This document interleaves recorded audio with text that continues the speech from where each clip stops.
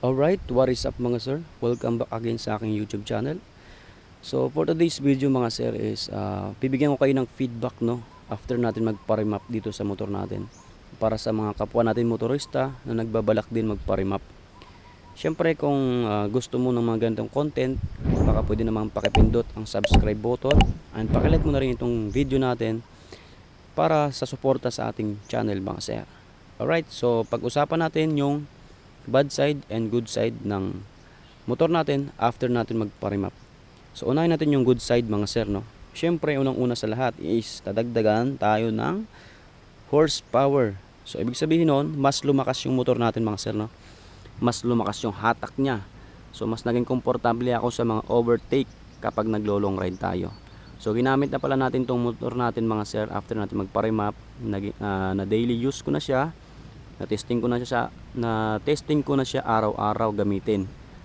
And then na-testing ko na rin siya mag long ride, no? Kaya masasabi ko na nadagdagan talaga siya ng horsepower. Kasi syempre, araw-araw ko siyang ginamit. At saka 2 taon ko na tong ginagamit mga sir, no? Itong Aerox natin. Kaya ramdam na ramdam ko yung pagbabago ng power niya, ng lakas niya. So based doon sa program ng shop na pinagremapan natin, so nadagdagan tayo ng something 3 horsepower. So not bad mga sir for this CC, for this category ng motor. 155cc pero nagkaroon na siya ng 18 plus na horsepower.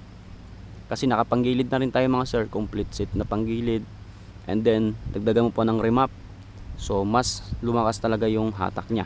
And pangalawa, naging stable na yung buga ng air and fuel natin mga sir. So hindi na siya rich and lean. So dun siya sa gitna, yung kulay brown no, na makikita natin sa spark plug natin. So ibig sabihin nun maganda yung buga ng hangin at maganda yung buga ng fuel ng motor natin na sinusunog ng spark plug. So yung kagandahan mga sir kasi sa mga ganong bagay is naiiwasan natin yung backfire no.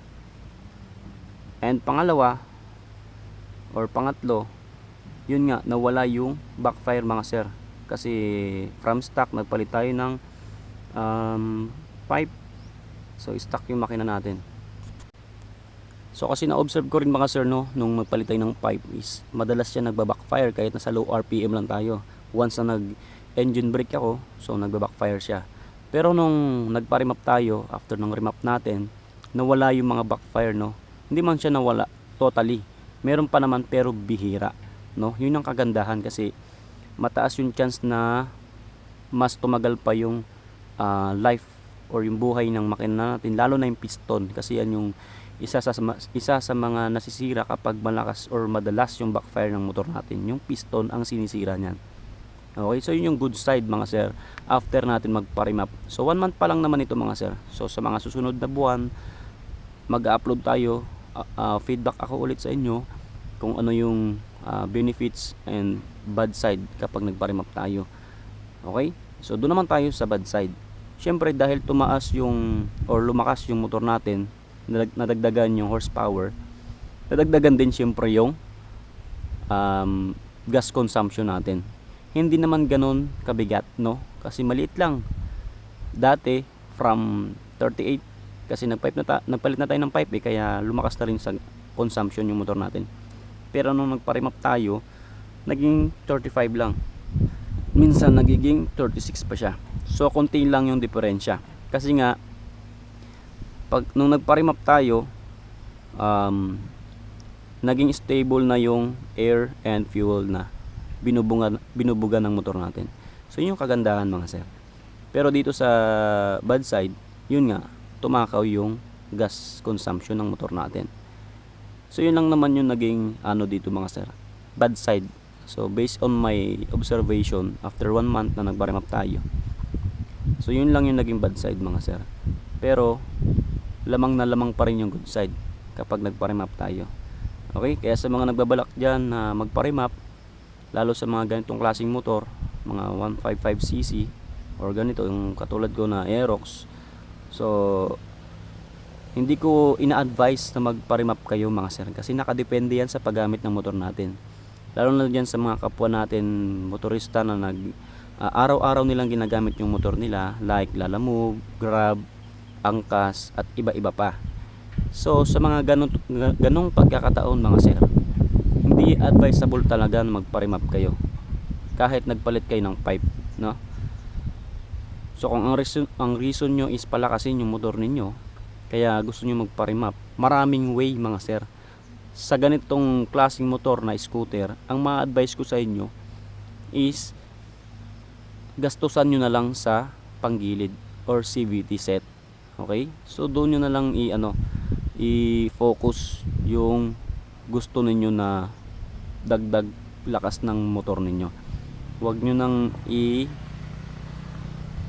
wag nyo nang gawin or wag nyo nang isipin na magpa-remap kung araw-araw nyo siyang gina. So depende pa rin sa inyo mga sir. Ito is advice ko lang naman sa inyo based on my experience and based on my observation lang din mga sir dito sa motor natin. So nasa sa inyo pa rin yan mga sir, no? Kung gusto ninyong magpa-remap, take a risk lang mga sir. And syempre, yun nga, may benefits naman yung motor ng yung pagpapa-remap. Hindi naman siya talaga totally sakit sa ulo. Pero hindi ko pa rin assure sa inyo 100% na maganda magpa-remap kasi 1 month pa lang naman, no, mga sir. After 1 month pa lang tayo. Itong pinag-uusapan ko sa inyo, itong feedback na sinasabi ko sa inyo. So sa mga susunod na upload natin mga sir, asaanin nyo magkakaroon tayo ng feedback ulit, no, regarding doon sa pagpapa-remap natin.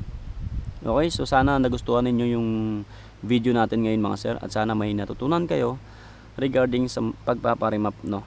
Hindi naman ako professional pagdating sa motor, pero sinishare ko lang sa inyo mga sir yung experience ko and observation ko kung ano yung mga magagandang ma-improve sa motor natin. Alright, so huwag kalimutang pindutin ang subscribe button mga sir. Ingat palagi at salamat sa palaging sumusuporta sa aking channel. Alright.